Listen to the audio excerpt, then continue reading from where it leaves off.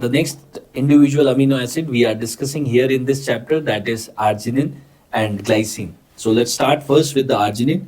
Arginine जो है, that is the neither a essential amino acid nor non-essential. It is a semi-essential amino acid.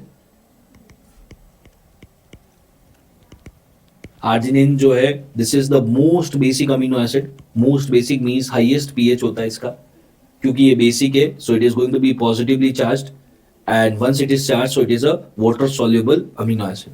So these are the some of the details that we have discussed in the first video of the chapter of amino acid. Now coming to the function of arginine. Arginine हमारी body में क्या काम करता है? तो arginine जो होता है, arginine is going to synthesize a molecule called as nitric oxide. Nitric oxide बनाने के लिए जो एंजाइम लगता है, that is nitric oxide synthase. So arginine converts into nitric oxide. और ये नाइट्रिक ऑक्साइड बनता कहाँ पे है? तो नाइट्रिक ऑक्साइड बनता है जो ब्लड वेसल की सबसे अंदर वाली जो लेयर होती है उसके अंदर, मींस की एंडोथेलियल सेल्स के अंदर. Endothelial cells of the blood vessel. So Now, what is the use of knowing this point that कि arginine जो है वो नाइट्रिक ऑक्साइड बनाता है और कहाँ पे बनाता है? तो ब्लड वेसल के अंदर बनाता है, सबसे इनर वॉल में बनाता है. सो व्हाट हैपेंस इज कि जब भी आपने देखा भी होगा कि जब आपको कभी विंटर एक्सपोजर हुआ है, मान लीजिए आपने जैकेट पहन रखा है, बाहर टेम्परेचर है लेट्स से -3 डिग्री सेल्सियस, आप बाहर गए, आपने जैकेट तो पहन रखा है लेकिन हाथ में ग्लव्स नहीं पहन रखे, तो क्योंकि विंटर एक्सपोजर होता है तो आपके जो हाथ होते हैं वो थोड़ी देर में पेल हो जाते हैं. वो इसलिए हो जाते हैं कि जब भी विंटर एक्सपोजर कहीं पे भी होगा वहां पे वेसो कॉन्स्ट्रिक्शन होता है, लेकिन वो बहुत टाइम तक नहीं रहता है, वो वापस से तुरंत ठीक भी हो जाता है. क्यों हो जाता है? क्योंकि वहां पे जो ब्लड वेसल्स है उस एरिया में जो वेसो कॉन्स्ट्रिक्शन हो गया था, उसके एंडोथेलियल सेल्स ने नाइट्रिक ऑक्साइड रिलीज किया जो कि वेसो डायलेशन करवा देता है. सो जब भी ब्लड वेसल में whenever there is a vasoconstriction, जब भी वेसो कॉन्स्ट्रिक्शन होता है तो उसको ठीक करने के लिए एंडोथेलियल सेल्स जो होते हैं वो नाइट्रिक ऑक्साइड सिक्रीट करते हैं. ये नाइट्रिक ऑक्साइड क्या करता है? ये नाइट्रिक ऑक्साइड उस एरिया में साइक्लिक जीएमपी के लेवल्स को बढ़ा देता है, और जैसे ही साइक्लिक जीएमपी बढ़ता है, that will lead to a reflux vasodilation.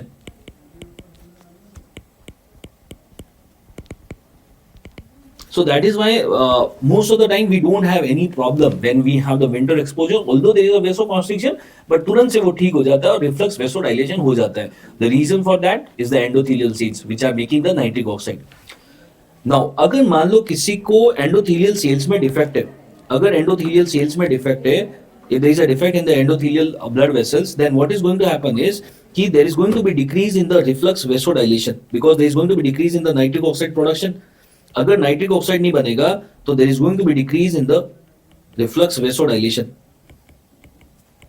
जो रिफ्लक्स वेसोडाइलेशन होना चाहिए था वो हो नहीं पाएगा, and that will lead to more pronounced vasoconstriction. हम इसको एक दूसरे एग्जांपल से समझते हैं, so it will make more sense for you, और उसको क्लिनिकली भी कोरिलेट कर देंगे. मान लीजिए let's say for example there are four carpenters, they are working on a 5th floor of a building. वहां पे वो फर्नीचर का काम कर रहे हैं. वो लंच ब्रेक में नीचे गए. मान लीजिए वो जो चारों कारपेंटर थे, they were working in a building on the 5th floor, and मैं बात कर रहा हूँ लेट्स से रशिया की. रशिया में वो किसी 5th फ्लोर पे फर्नीचर का काम कर रहे थे. वो लंच में नीचे आए. जब वो नीचे आए तो नीचे आने के बाद में उन्होंने सोचा कि अब खाना खाने के बाद में उन्होंने सोचा कि बीड़ी पी के आ जाते हैं, स्मोक करके आ जाते हैं. So they went outside. Now the point was, जब वो बाहर गए तो वो अपना जैकेट पहन के नहीं गए, क्योंकि उनके जैकेट जो थे वो 5th फ्लोर पे पड़े हुए थे. तो उन्होंने सोचा कि 5 मिनट की बात है, जाके पी के आ जाएंगे. तो जब ये बाहर गए तो बाहर का टेम्परेचर था -3 डिग्री सेल्सियस. जब ये चारों लोग वहां पे स्मोक कर रहे थे तो उनको कंटिन्यूअस विंटर एक्सपोजर हो रखा था, क्योंकि जैकेट नहीं पहन रखा था. तो विंटर एक्सपोजर चेस्ट पे भी हो रहा था. चेस्ट पे मतलब कि हार्ट के इस एरिया में हो रहा था. कोरोनरी आर्टरी पे भी विंटर एक्सपोजर हो रहा था. बाकी 3 को तो कोई प्रॉब्लम नहीं थी, इनकी एंडोथेलियल सेल बिल्कुल ठीक थी. ये जो 4th वन था, लेट्स से इसका नाम रख लेते हैं हम साशा. ये जो 4th वन था साशा के क्या था कि एंडोथेलियल सेल्स खराब थी. जैसे एंडोथेलियल सेल्स खराब थी तो क्या हुआ कि विंटर एक्सपोजर हुआ, और इसकी जो कोरोनरी आर्टरी थी उसमें वेसोकॉन्स्ट्रिक्शन हुआ. होने के लिए तो बाकी सब में भी हुआ था, लेकिन उनका तो वापस ठीक भी हो गया.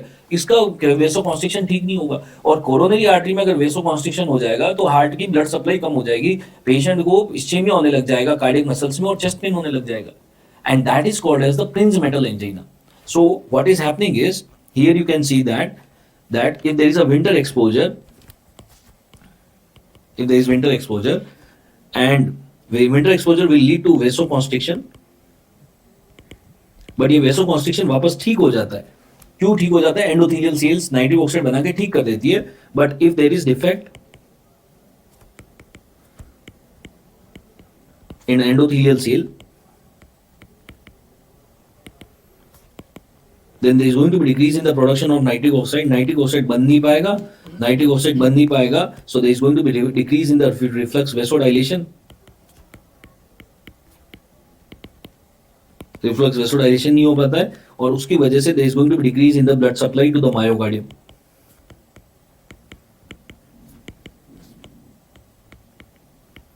And this decreased blood supply to the myocardium will lead to chest pain, means patient को angina हो गया, ischemia हुआ और angina हो गया.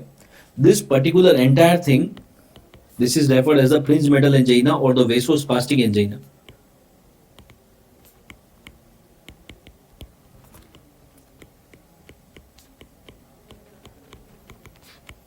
इसको वेरिएंट एंजाइना भी बोलते हैं.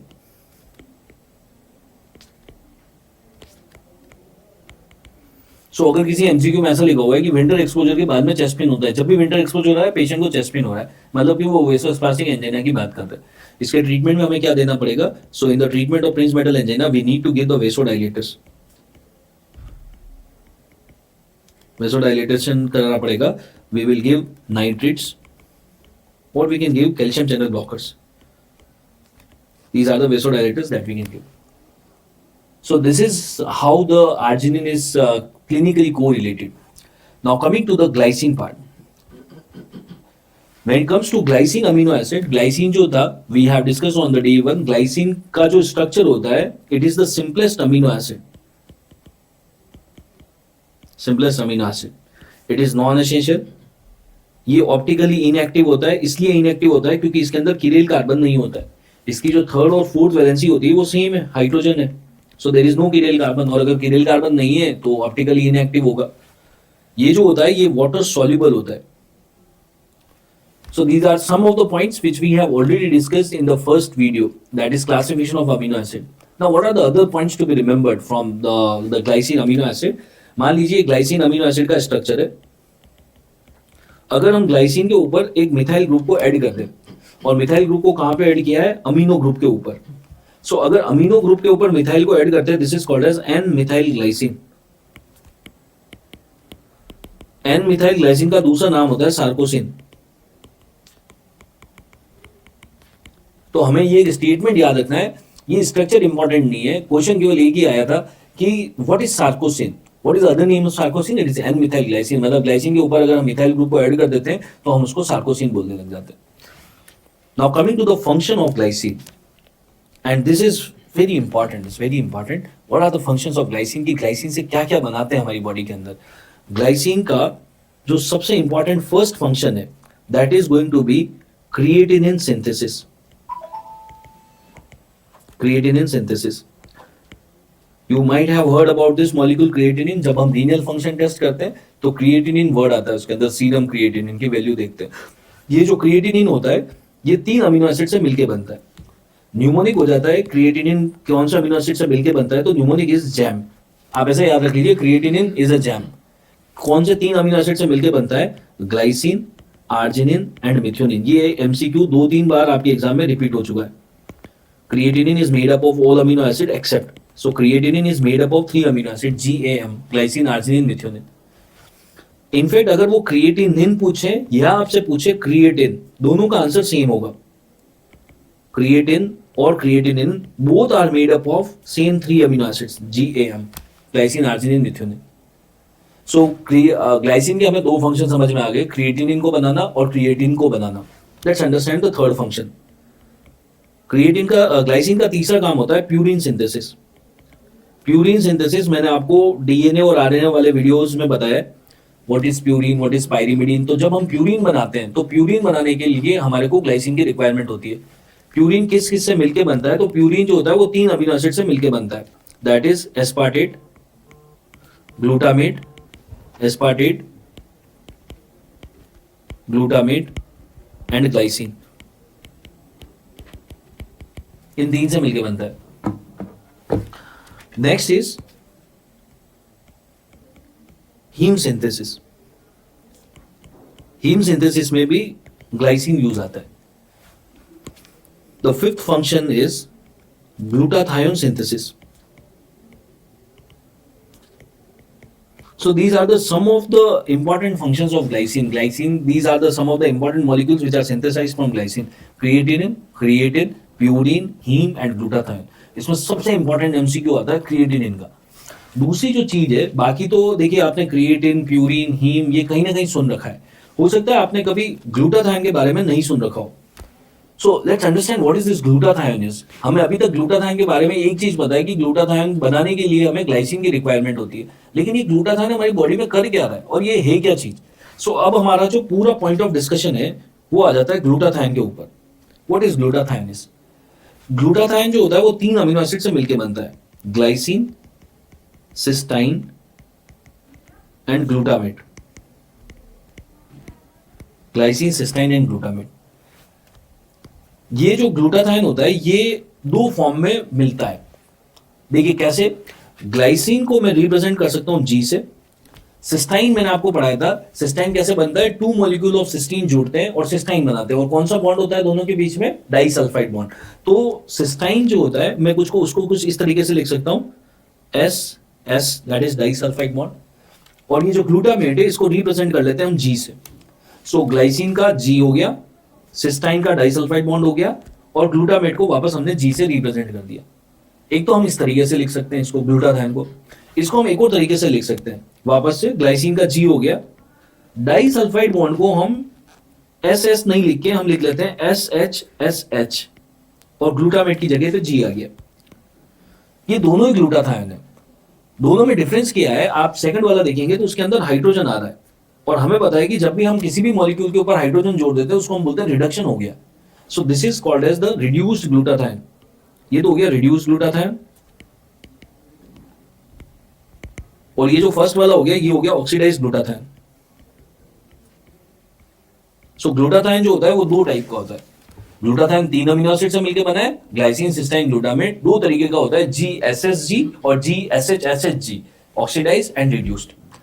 नाउ ओके फाइन, ये तो हम समझ गए कि ग्लूटाथायोन 3 अमीनो एसिड से बना है, 2 फॉर्म में होता है, लेकिन अभी भी ये समझ में नहीं आया ये हमारी बॉडी में कर क्या रहा है. What is the use. When it comes to the use of glutathione, let's understand the first use of glutathione which is the most important one. See what happens is, मान लीजिए आपकी बॉडी के अंदर कोई वायरस आ गया, कोई bacteria आ गया, कोई वायरस आ गया, कोई इन्फेक्शन हो गया. तो उसको किल करने के लिए हमारा इम्यून सिस्टम फ्री रेडिकल्स बनाता है, जैसे कि हाइड्रोजन पेरोक्साइड फ्री रेडिकल्स. जब भी हमारी बॉडी में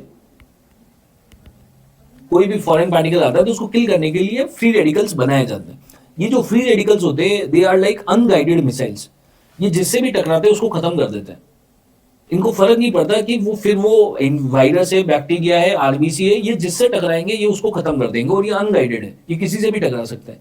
तो जब हमारा इम्यून सिस्टम जो है फ्री रेडिकल्स बनाता है तो वो बनाया तो गया था इसको किल करने के लिए, लेकिन कभी कभी क्या होता है ये फ्री रेडिकल आरबीसी से भी टकरा जाता है.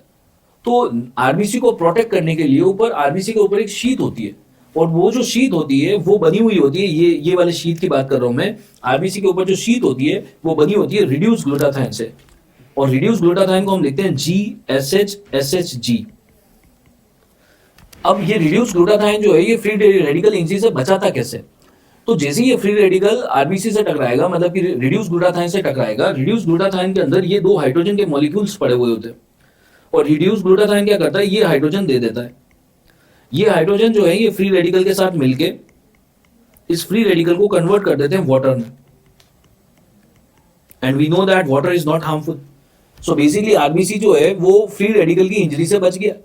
अब जब आपने 2 हाइड्रोजन उसमें से निकाल लिए तो जो आरबीसी के ऊपर जो अब शीट है that is in the form of GSSG, मतलब कि ये बन गया ऑक्सीडाइज्ड ग्लूटाथायोन.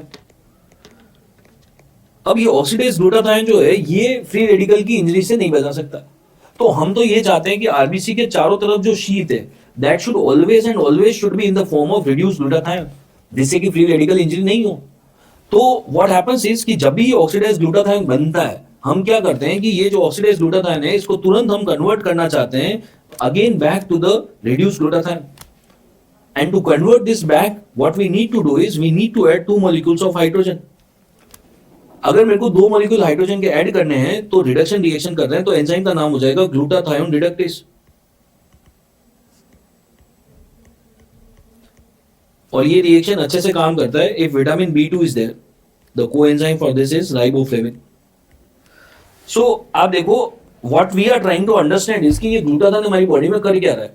ग्लूटाथायोन हमारी बॉडी में आरबीसी के चारों तरफ एक शीट बनाता है जिससे आरबीसी फ्री रेडिकल से बच जाता है।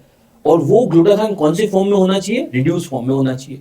सो I can say one of the first function that we have understood is this particular diagram that is depicting is the free radical scavenging.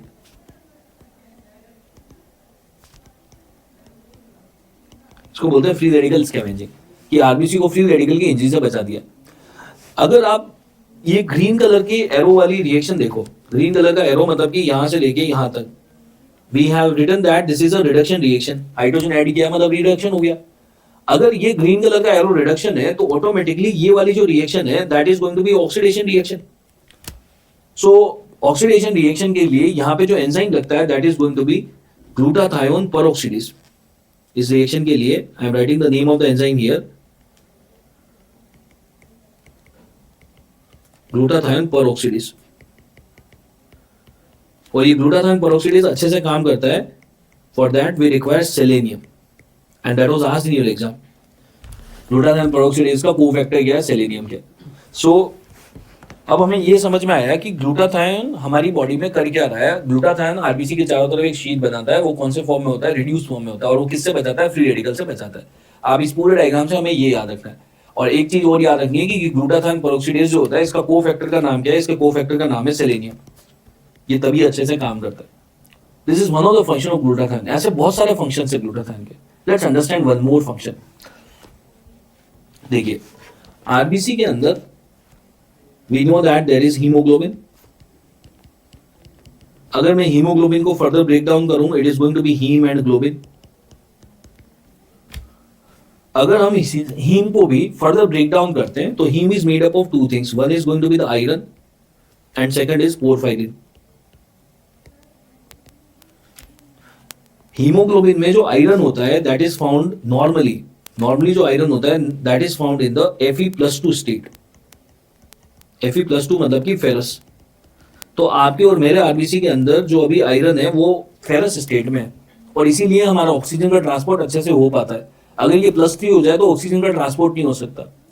So what is the use of knowing this basic physiological concept? See what is happening is we are saying कि RBC के अंदर जो iron होता है, the iron that is there in the RBC it should be in the Fe+2 state, means कि ferrous state में होना चाहिए। ये तो नॉर्मल है। लेकिन बाई चांस अगर ये Fe+2 जो है ये कन्वर्ट हो जाए Fe+3 में, मींस की फेरिक में कन्वर्ट हो जाए। अगर ये फेरस जो है फेरिक में कन्वर्ट हो जाएगा, Fe+3 में कन्वर्ट हो जाएगा तो इसकी ऑक्सीजन की कैरिंग कैपेसिटी खत्म हो जाती है। और जब Fe+2+3 में कन्वर्ट होता है this is basically is oxidation reaction. जब ये ऑक्सीडेशन रिएक्शन होती है, अगर बाई चांस ऐसी हो जाती है तो हीमोग्लोबिन की ऑक्सीजन कैरिंग कैपेसिटी खत्म हो जाती है। और ये जो हीमोग्लोबिन है, अब बेसिकली इसको हम हीमोग्लोबिन ही बोलते हैं। अगर हीमोग्लोबिन का Fe+2+3 स्टेट में आ जाता है इसको हम बोलते हैं मैथमोग्लोबिन। तो ये जो पेशेंट है इसको बेसिकली मैथमोग्लोबिन एमिया हो गया। और ये जो मैथमोग्लोबिन होता है ये ऑक्सीजन ट्रांसपोर्ट नहीं कर सकता। अगर ऑक्सीजन ट्रांसपोर्ट नहीं कर सकता तो पेशेंट को साइनोसिस हो जाता है। तो जिसको भी मैथमोग्लोबिन एमिया होता है उस पेशेंट को साइनोसिस हो जाता है, जिसको हम बोलते हैं chocolate cyanosis. Chocolate cyanosis. So we never want the methaemoglobin to be in our body. हम कभी नहीं चाहते ये रहे। हम तो ये चाहते हैं कि अगर बाई चांस मैथमोग्लोबिन बन भी गया तो उसको तुरंत ही कन्वर्ट करना है हमें वापस से हीमोग्लोबिन के अंदर। तो क्योंकि ये वाली जो रिएक्शन थी ये ऑक्सीडेशन रिएक्शन थी, तो ये अपोजिट वाली जो होगी ये ऑटोमेटिकली रिडक्शन हो जाएगी। रिडक्शन का मतलब तो हो गया हाइड्रोजन ऐड करना। हाइड्रोजन आएंगे कहां से? हाइड्रोजन हमें पता है कि रिड्यूस ग्लूटाथायोन के पास हाइड्रोजन एक्स्ट्रा पड़े रहते हैं। सो रिड्यूस ग्लूटाथायोन जो होगा वो हाइड्रोजन दे देगा और वो फेरिक को फेरस में कन्वर्ट कर लेगा। सो एक और फंक्शन हमें समझ में आया ग्लूटाथायोन को, ये क्या कर रहा है कि जब भी हमारी बॉडी में फेरिक बनता है या मैथमोग्लोबिन बनता है उसको तुरंत कन्वर्ट कर लेता है हीमोग्लोबिन में। So the second function that we have understood is to convert methaemoglobin into haemoglobin.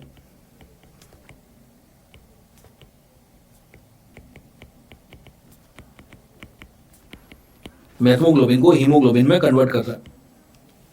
So we have understood two functions of glutathione, एक तो आरबीसी के चारों तरफ शीत बनाना, दूसरा फंक्शन समझ में आया है Fe+3 को +2 में कन्वर्ट करना। Let's understand what are the other functions. ये जो ग्लूटाथायोन होता है it helps in the absorption of amino acid in the nephrons.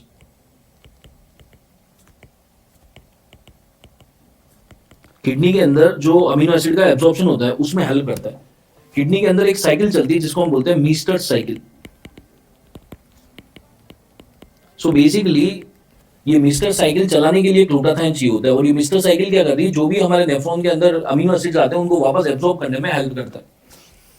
The next function of the glutathione is glutathione drug metabolism में help करता है।